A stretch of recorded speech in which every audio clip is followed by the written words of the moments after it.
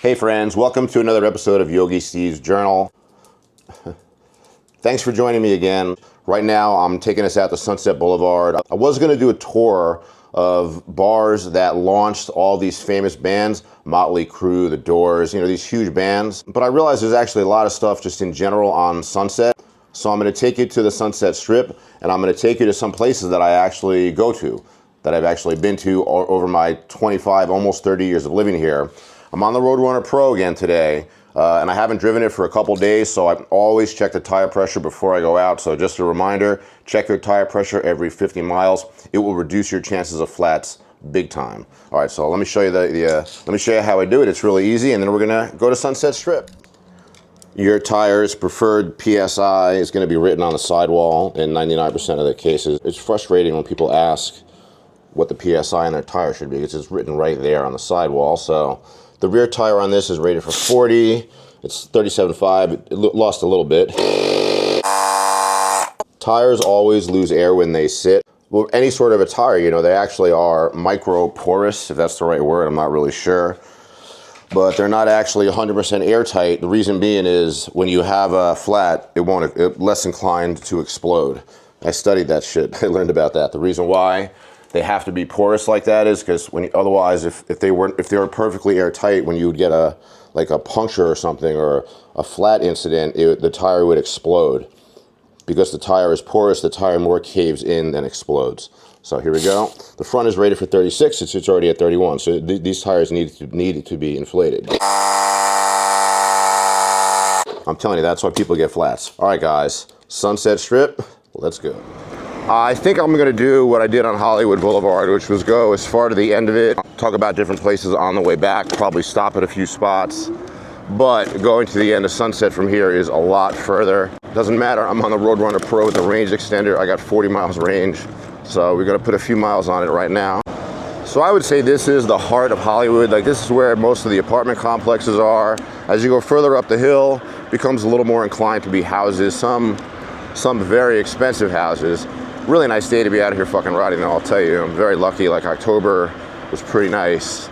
Winter for Californians, for us around here, it's like it'll start to rain a little bit and drop below 70. Once it's below 70, we are freezing. The universe dropped some free money on me recently. I cleaned out my really horrible closet, which was filled with junk, and I got a guy to give me 150 bucks for the remnants. I'll show you a picture of that here. It's actually a pretty good deal. And also those in-motion climbers that I made the video for a long time ago, just one video maybe, I sold like 18 of those units and I didn't even know it. So I got like 600 bucks coming from in-motion in the next couple days. They're talking on me through WeChat. It's very interesting. That's the only time I'm not working with Voro, because Voro doesn't sell a little small commuter like that. All right, we're listening to Godsmack. We're still trying to get to the Sunset Strip.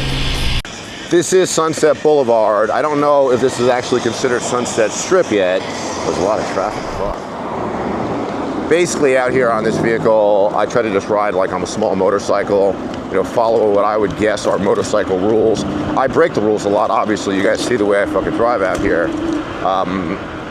But I don't want to be holding up traffic behind me. I don't want to be waiting at lights. Like, you see this guy in that, like, whatever that is, looking like a big moped. Like, I'm not fucking sitting behind these people. Motorcycle rules, I can do this. And now, what I won't do, though, is I won't pull in front of another guy on a two-wheeled vehicle.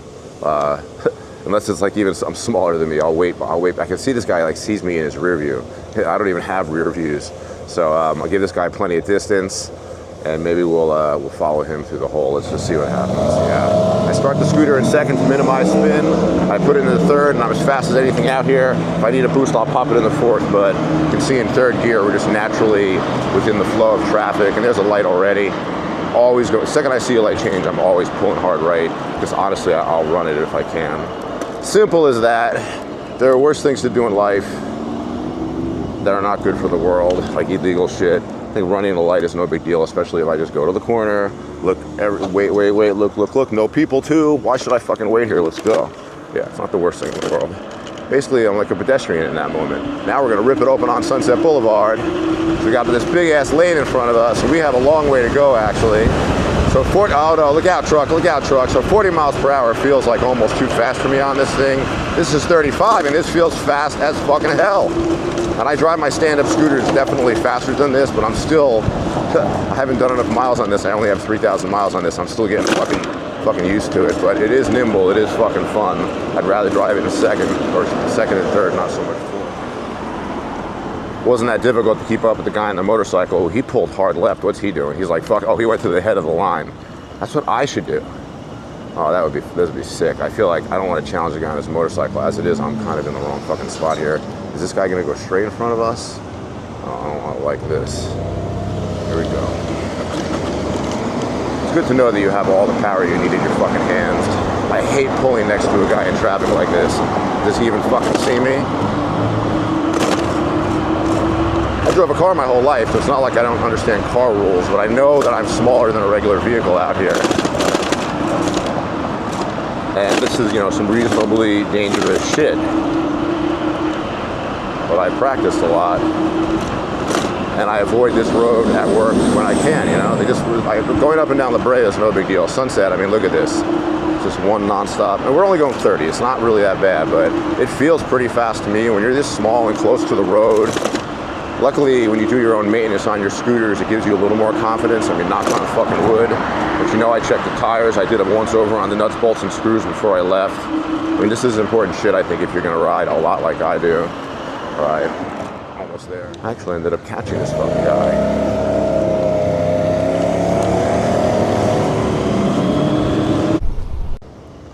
I'm not chasing him, but I keep catching up with this guy. So, well, that was 2.5 miles. We're just about to enter True Sunset Strip area. First place is a must go. We're gonna hit the Whisky a go-go. I don't think anybody's gonna stop me from getting footage. This must be like a thing that tourists do.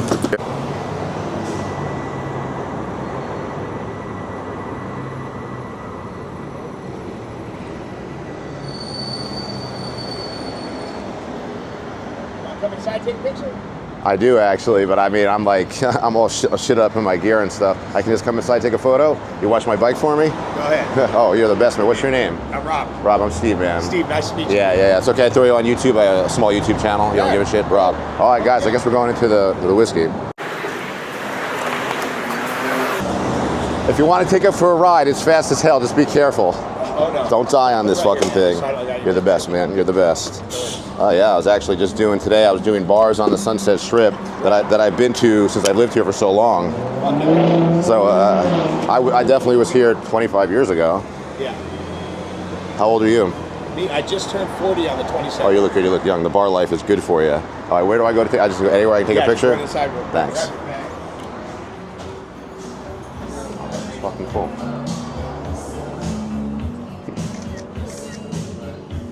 Wow. Oh, it smells good in there. Thanks, brother. Yeah, that was awesome. Dude. Anything for the channel, I'll tell you, man. How do you like this camera setup, though? From here to here. Yeah. Pretty cool, yeah. That's awesome, dude. Oh, man, awesome, man. That'll be really good footage. Hey, if you're bored, by the way, the channel is called Electric Scooter Academy. Electric Scooter. It's easy to find. If you look at that. Where are you from? I'm from originally from Brooklyn. Well, that was a crazy surprise. We got into the Whisky. Now, where else are we going, though? I forgot. Hold on a second. I lost all my bearings after that. This next spot shouldn't be that hard to get to. It's behind us, like not even a quarter mile, but there's nothing but stacked traffic behind us. I'm wondering if I should go to the end down here. This is actually pretty chill.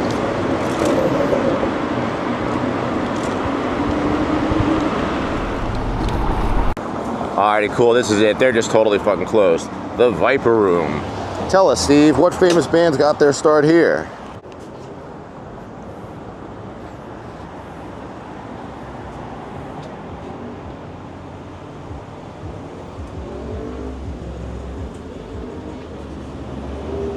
I mean, I guess they're still open, right? They're still having shows. It's just too early in the day.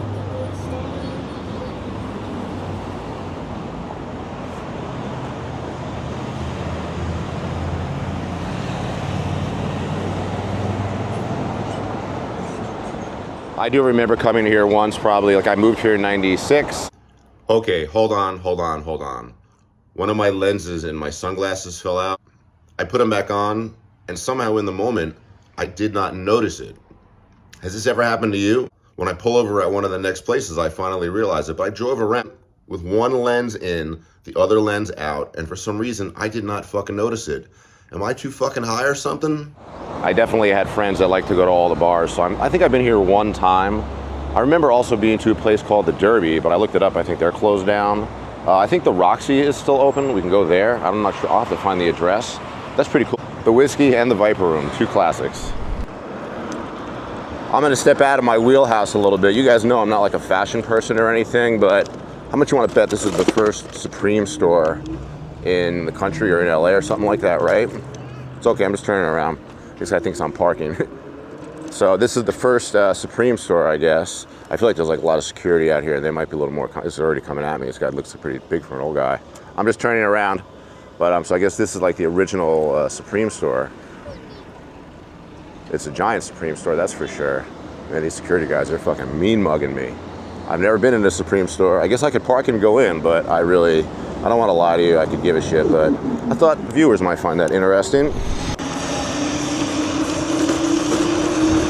Yeah, we're not driving slow out here, I guess. All right, there's the classic LA traffic already putting a stop for this. All right, so this right behind me is Chin Chins, just basically classic California Chinese, like a little lighter than your normal Chinese, but still pretty good, very fucking expensive. Years ago, I used to come here a little bit regularly, you know, at least like 4 or 5 times a year, but I haven't been here for a while, but it's still kind of tasty, kind of delicious. They're known for their, oh my God, what happened to my glasses? What the fuck? I didn't even bring an extra pair, are you fucking kidding me? Up on the left here, there's a pink dot. I don't think I'll be able to, man, I don't really want to split the lane here.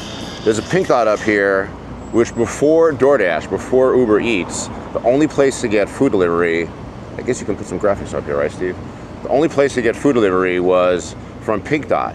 And, you know, even like most restaurants didn't really deliver food. You know, you have to be of a certain age to remember when only pizza was a normal delivery thing.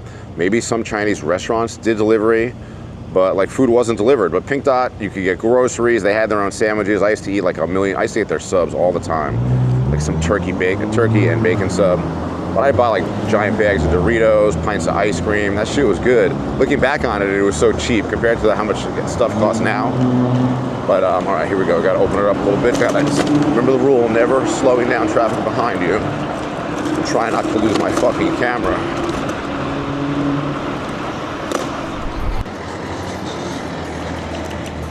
Just pulling over here to pull over, although this is Sam Ash. I should have pulled over at the Guitar Center, which is right across the street. The Guitar Center is actually like a famous Sunset Boulevard spot. I guess this is just a place where back in the day, everybody went to buy their guitars because there was no Amazon. There wasn't a million other people selling. So at one point, I think Guitar Center had a monopoly on fucking guitars, but I'm sure it's a very difficult business now. When I moved out here in the late 90s, it was important for us to check out the Sunset Strip. We probably spent a couple of years occasionally going on the weekends, and then it just faded away. And you know, I'm not really much for live music unless it's going to be from a band that I really like. That'll conclude the Sunset Strip portion of Yogi Steves Journal. Why do I have the name on YouTube as Yogi Steves Journal? I feel like I want to just keep it that way. I don't know why. I don't like having like apostrophe. I don't like having apostrophes in the title. So I just thought Yogi Steves Journal. I should probably make it the Yogi Steves Journal, right? What do you guys think? The Yogi Steves Journal? Does that make more sense? I did a whole bunch of other stuff this week that was fun and interesting. Here it is.